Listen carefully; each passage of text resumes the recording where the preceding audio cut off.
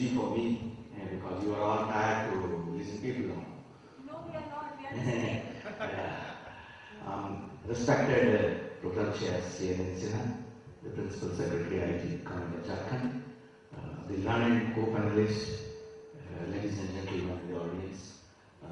At the outset, I would like to thank the organizers for giving me the opportunity to share my thoughts and ideas in this event.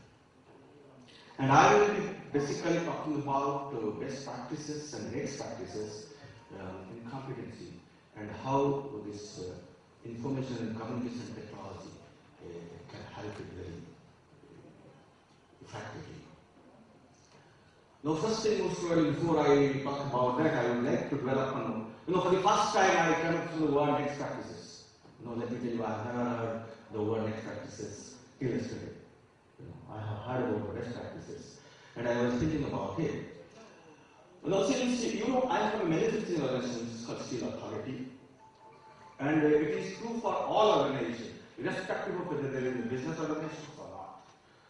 If you want to achieve excellence, and best practices is all about achieving excellence. Now, for me, a best practice is one which achieves results better than any other competitor with conjunction of least resources. And what is least resources? It is the resources which is less than your competitors. The result is better than your competitors. The resources used is less than your competitors. That's all for me. That is best practices. And to me, next practices is that whatever is best practices today, it may not remain best practices tomorrow because of advent of technology, because of advent of necessity. So, if next practice is better than the best practice, that becomes the best practice. And that's how we move on. Right? So let me share with you, it's not that whatever I tell, it's not that we are not doing it. We are doing it in a different way now. And I am sure it will change as we go on. Now when you talk about giving best results with least resources, there are two things which is essential for us. One is, of course, technology. Nobody can deny that. But let me tell you, technology alone cannot do that. It needs competence.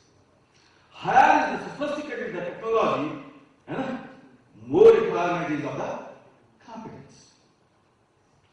Now, basically, when we talk about competence, when initially I came into HR, because I'm basically not from HR.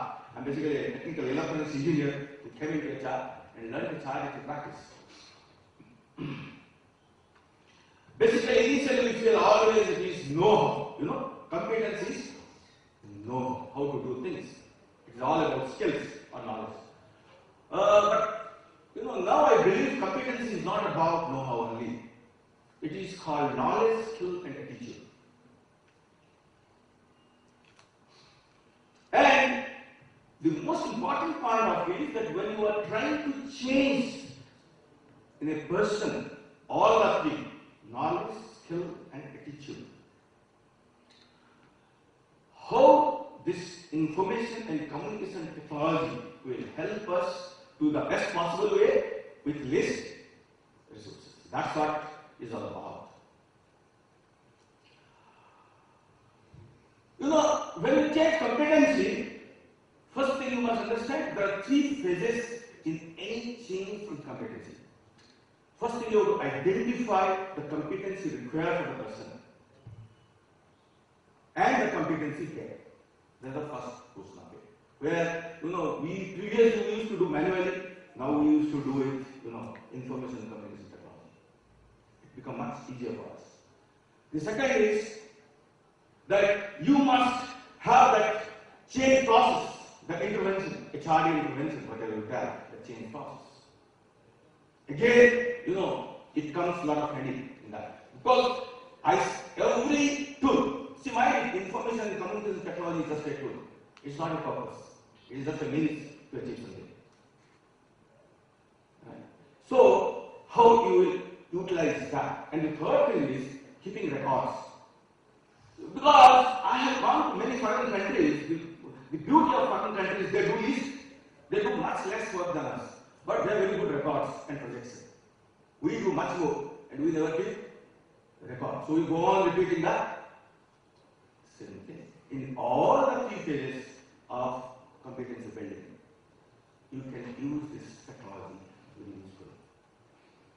Now let me give you an example of how we do instill authority about identifying the competency gap.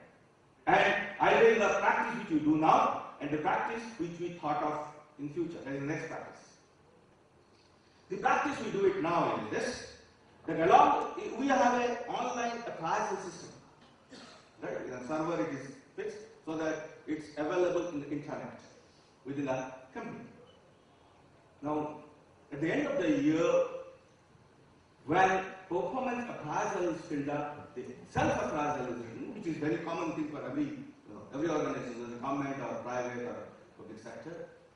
But the individual has to fill up in the computer his training requirements, what he feels himself, where he needs to be developed. Of course, it is reviewed by his reviewing officer, reporting officer, and then can be changed. Right?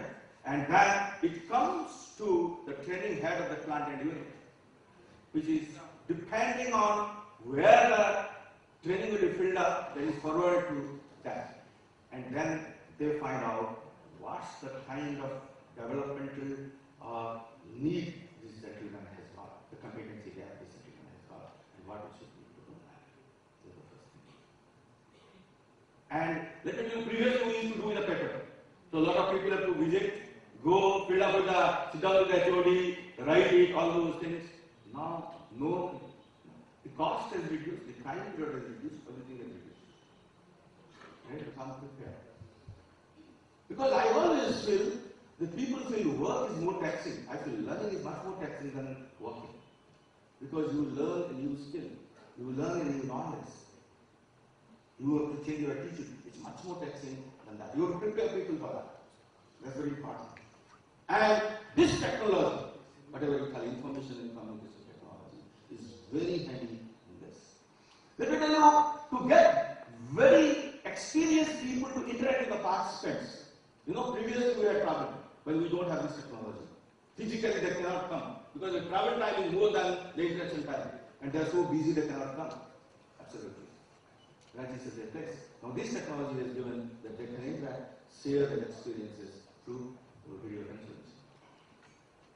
Right? So I always feel, but this technology cannot really. And what happens is that once they learn the knowledge of this technology, and they are at the workplace, even you have e-learning, definitely we have a lot of e-learning modules where they can learn at their spare time the knowledge. But finally, they have to practice at work to have that skill. And as I told you, attitude is all about having experiences. Experience of others and experience of yourself. That's very important. And I find this, with respect to delivery of this particular intervention, this technology is very handy, very cost effective, and maybe as I told you, the best practices is all about giving the best results with least resources. And last year I told you the third phase is about turning records. Previously we used to have files and papers and other things. Now this technology is given in searching records that before you decide that okay, he will be exposed to this, you can always look at in one click, you can always look at his records, what he has done beforehand. What is his experience, what is his training records and other things. And all this has helped us to really build a good charging system in skill authority, for which it is famous for. That's why you must, let me tell you, the final proof that our competence building is very high is this. You look at any private skill industry in this country, they're all run by either Excel people or people who have left Cell during the service. Except ISO. Because ISO is older than us. With this, I thank you very much.